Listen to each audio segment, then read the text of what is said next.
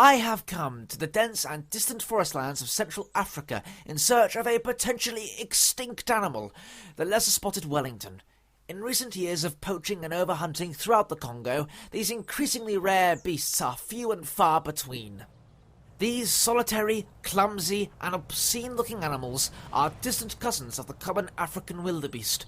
Like their cousins, they are regularly hunted upon to sustain predators in the area.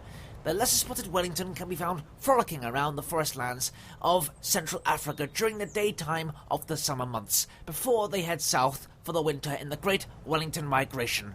Wellingtons are not intelligent animals. At the first sign of potential danger, they become flustered and panic. This is usually followed by a stampeding retreat in order to evade danger.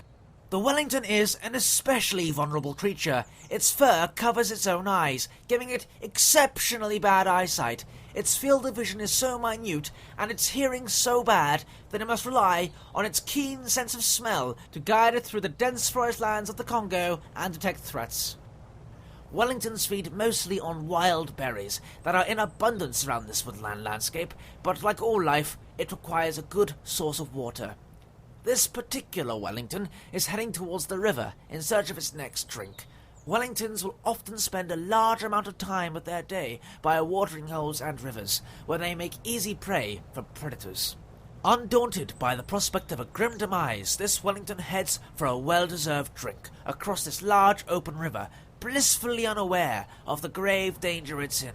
These wetlands and riversides are home to a selection of predators.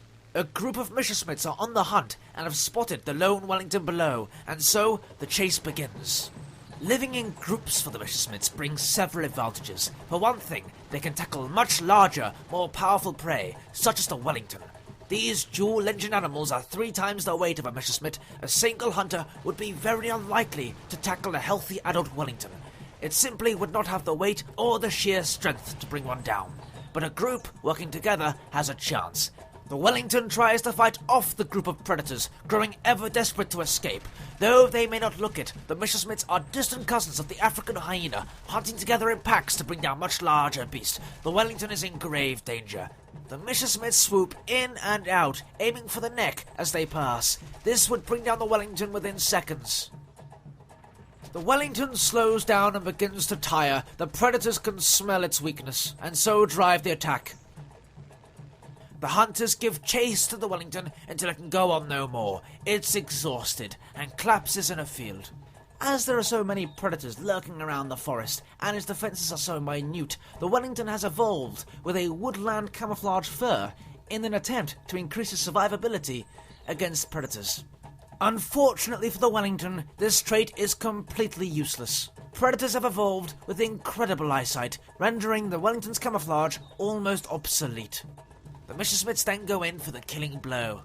This will be the first meal of the week for these hunters, and nothing at all will deter them. Messerschmitts live on a strictly meat diet, preying mostly on the Wellington. But this time, they've earned their own.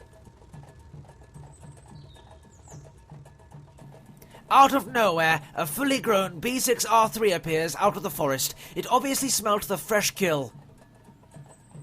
It crawls up to the seemingly unaware Messerschmitts and asserts its dominance over the fresh kill. The Messerschmitts scuttle immediately in terror. The Wellington tries desperately to pick itself up and try and escape, but the B6R3 cuts it in half. It looks like the Messerschmitts will have to look elsewhere for food.